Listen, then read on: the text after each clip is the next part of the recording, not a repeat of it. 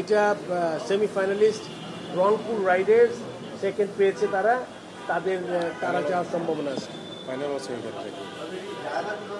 Guyana টুর্নামেন্টটা, ICC sanction tournament.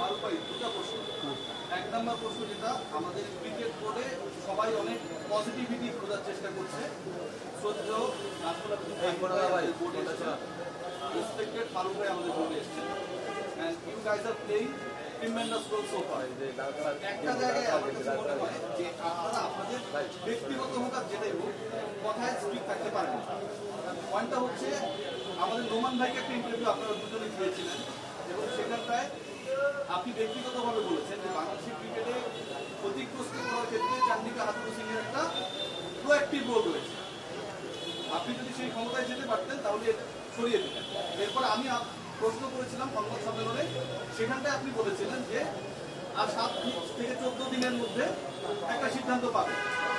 আমরা সিদ্ধান্ত পাইনি। আমার প্রিয় ফাহিম ভাই তিনিও বলেছেন কেউ যদি ক্ষতিকর মানুষকে রাখার থেকে কেউ না থাকা ভালো, অনেকটা এরকম ছিল বক্তব্যটা। আমার প্রশ্ন হচ্ছে চান্দিকা হাতুরু সিং আপনারা যখন এসছেন তখনও আছে, নাজমুল হাসান পাপন যখন ছিলেন তখনও ছিল, তার মানে কি আপনাদের দুই গ্রুপের বা আপনার এবং পাপন ব্যক্তিগত অবস্থা একই? আসলে খুব straightforward question and I respect that. When you talk straight, and আমিও যখন কথা বলি খুব পরিষ্কার কথা বলি, কিন্তু আমি সবসময় একটা কথা বলি, এইটা শুধু মানে দুষ্ট গরুর কি শূন্য গোয়াল ভালো, এরকম কথা কিন্তু আমরা ন্যাশনাল টিমে করতে পারবো না এখানে, না রাখবো না। ওইটার জন্য একটু সময় দিতে হবে। এখনও কিন্তু 6 মাস টেনিওর আছে, 6 মাস এখনও কিন্তু আপনার বুঝতে হবে আমাদের এখনও 3টা সিরিজ আছে সামনে, 6 মাস সময় আছে।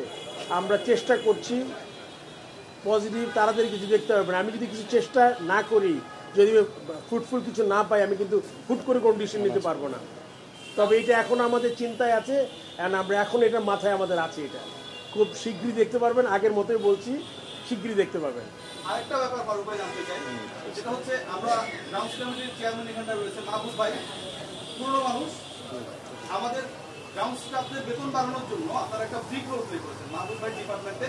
তারা হয়তো এখন ভাগ করে হলেও ইলিশ কিনতে পারে, ইলিশের যা দাম এক্সাম্পল দিচ্ছি, যেহেতু তাদের বেতন বেড়েছে। কিন্তু বিশাল মাঠকে আপনারা সুন্দর বানালেন ভাই। 22 বছরে খেলা হয়, শান্ত গতকালও বলেছে যে আমরা আইডিয়াল উইকেটে বাংলাদেশে প্র্যাকটিস করি না। ওই জায়গাটা যদি আপনারা ইমপ্রুভমেন্ট না করেন, গ্রাউন্ডসম্যানদের স্যালারি বাড়িয়ে এলন মাস্ক বানাতে কোনো লাভ হবে না। আপনার 22 বছর ওরকমই থাকবে। এখানটাও কি দুষ্টগুলো থাকবে কিনা? কমিউনিটি সিলভা বলেন আপনি গ্রাউন্ডসের। আপনারা যেটা দেখেন এটা আন্তর্জাতিক খেলাগুলো দেখেন, ডোমেস্টিক নেই। যেই খেলাগুলো হয় সেটা আমরা আগেও বলেছি, যেভাবে দলের চাহিদা থাকে সেভাবেই আন্তর্জাতিক খেলার মাঠগুলো তৈরি হয় যখন, এবং সেটা দলই ঠিক করবে কি করা যায়। এবং এখানে আপনারা জানেন যে অলরেডি আমরা আগেও বলেছি যে আমরা ট্রেনিং কিউরেটর এবং ডোমেস্টিক কিউরেটরশিপ আমরা বানাতে চাই। অলরেডি অ্যাডভার্টাইজমেন্ট হয়েছে, ইন্টারভিউ প্রসেসে আছে। আমরা 4 থেকে 6 জন বাংলাদেশি কিউরেটর নেব এবং ইতিমধ্যে আজকের বোর্ডে আমাদের নতুন একজন বাংলাদেশি কিউরেটরকে অন্তর্ভুক্ত করা হয়েছে। আপনি জানেন যে খোকনকে, সে জয়েন করেছে 1 অক্টোবর থেকে এবং আজকে বোর্ড অনুমোদন দিয়েছে। বাবু ভাই, আজকে একজন আমাকে প্রশ্ন করছিলেন যে গামিনী এতদিন কেন, তো আমি ওই ছেলেটাকে মানে মাহরুষ প্রত্যয় আমার ছোট ভাই, আমি বলেছিলাম যে বোর্ডে কিছু কিছু লোকের খুব গুরুত্ব থাকে, যেমন মাহবুবানা বোর্ড যেই আসুক তার খুবই গুরুত্ব থাকে সবসময়। আপনি তো নিশ্চয়ই এটা বুঝতেছেন, ফারুক ভাই বুঝে। মোটেও না, এটা মোটেও না। কারণ কারো একটা নোবডি ইজ ইন্ডিসপেন্সেবল। আমিও যেরকম ইন্ডিসপেন্সেবল না, মানে ইন্ডিসপেন্সেবল, সবাই indispensable. Gamini is on an individual.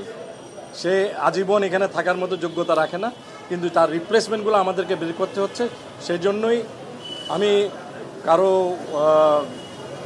বলতে চাই না, এই যে স্যালারি বাড়ানো, কিউরেটরশিপ আনানো এবং তাদের যে আগিয়ে দেওয়া। কারণ আপনি একটা বাংলাদেশি কিউরেটরকে আপনি 20,000 টাকা দেবেন, বাইরের কাউকে $2,000 দেবেন, সেটা বোধগম্য নয়। এবং অতীতে বোর্ড তাই করেছে।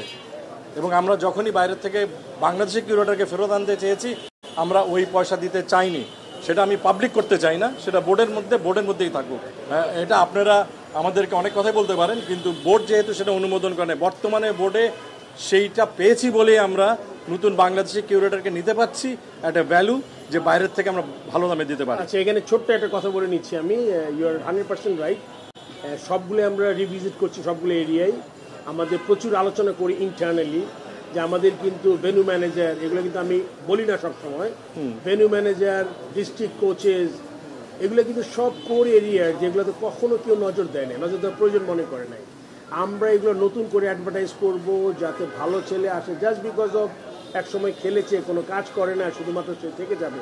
সো কাজের এরিয়ায় কিন্তু অনেক, মানে ইটস লাইক ডিফিকাল্ট, আর কাজের মানুষও কিন্তু এখন কম। সো সব কিছু মিলিয়ে আমরা চেষ্টা করছি।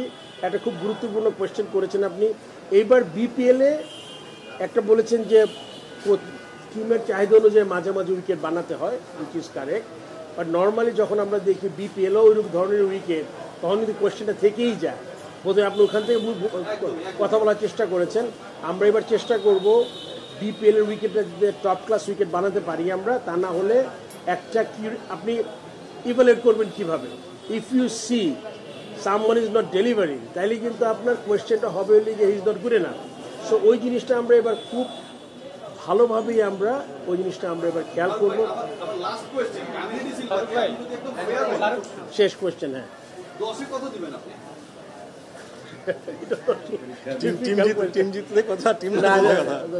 এই মুহূর্তে আসলে খুব বেশি ভালো করছে না আর কি। নেক্সট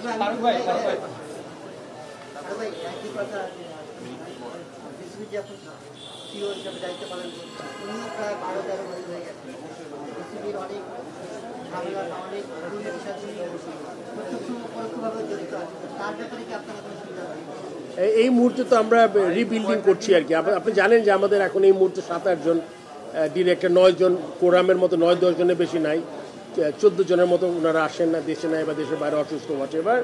তো আমাদের এই সব কিছুই রিবিল্ডিং করছি আমরা। এই মুহূর্তে এটা নিয়ে আমরা আসলে আলোচনা করার স্কোপ নাই, বিকজ আপনি বারবার একটা কথা বলি, আপনি ডে টু ডে বিজনেসটা আপনি পিছনে ফেলতে পারবেন না, আপনার এই জিনিসটা এগিয়ে নিয়ে যেতে হবে। তারপরে যদি কোনো কিছু কারোর মধ্যে কিছু পাওয়া যায়, ডেফিনেটলি একটা ডিসিশন হবে। নেক্সট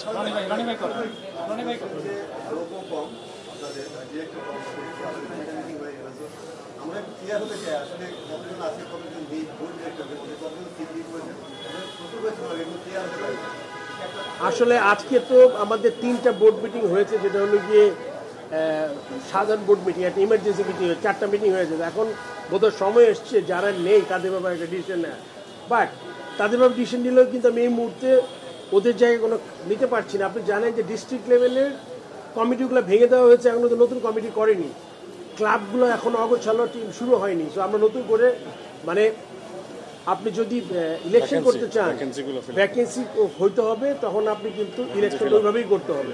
সো এই মুহূর্তে কিন্তু আরও কিছু সময় লাগবে ওই জায়গাগুলো আবার ফিল আপ করার জন্য। আমরা চেষ্টা করছি, দেখা যাক সামনে কি হয়। খালি হবে খুব শীঘ্রই, আপনি জানতে পারবেন। আজকে 3টা মিটিং আছে।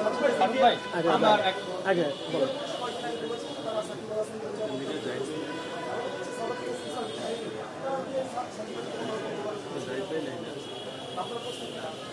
হ্যাঁ, সাকিবের সাথে আমার যোগাযোগ হয়েছে। সাকিবের খুব ভালো সম্ভাবনা আছে বাংলাদেশ থেকে রিটায়ার করার। নেক্সট, স্ট্যান্ডিং কমিটির ব্যাপারে কোনো সিদ্ধান্ত আমরা এখনো জানতে পারিনি। যেমন অনেকেই পদত্যাগ করেছেন, যেটা আমরা শুনেছি, দুর্জয় ভাই কিংবা খালেদ মাহমুদ সুজন, তারাও পদত্যাগ করেছেন।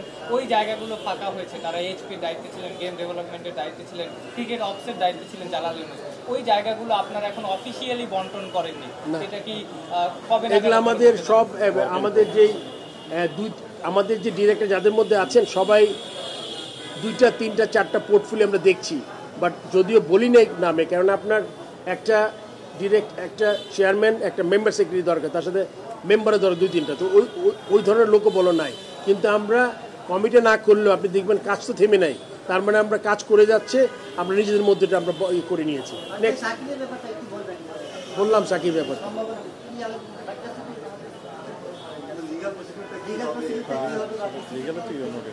লিগ্যালটা তো আমি বলতে পারবো না। আমার কথা হলো সর্বোচ্চ পর্যায়ে থেকে, আমি তো একটা ছোটো মানুষ, বোর্ড প্রেসিডেন্ট, আমার হাতে ক্ষমতা খুব কম। আমার কথা হলো সাকির ব্যাপারটা পুরোপুরি গভর্নমেন্ট লেভেল থেকে আসতে হবে। আপনি জানেন, আগেও বলেছি আইন শৃঙ্খলা বাহিনী আছে, তারপরে এখানে অ্যাডভাইজার আছেন, চিফ অ্যাডভাইজার আছেন, তারা কিন্তু ডিসিশন নিবে তার সামগ্রিক যেই ইয়েটা নেয়ার, মানে দায়িত্বটা নেয়ার।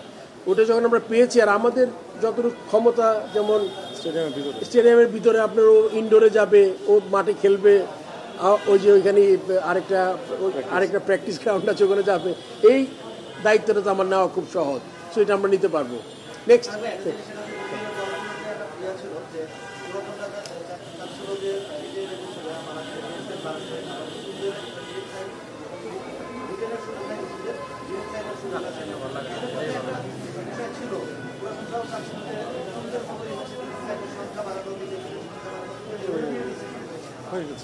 হ্যাঁ এডিশন হয়ে গেছে, পেয়ে যাবেন কালকের মধ্যে আপনি। এটা আমরা ড্রাফট পেপার তৈরি করে ফেলেছি, হোপফুলি কালকের মধ্যে আমরা ইয়ে করে ফেলবো। এটা সবার জন্য ভালো, যেটা হয় পুরানরা যাতে অখুশি না হয়, নতুনরা যাতে অখুশি না হয়, মোটামুটি ব্যালেন্স করে একটা ডিসকাস করে আমরা একটা মাঝামাঝি আসতে পেরেছি। Last question.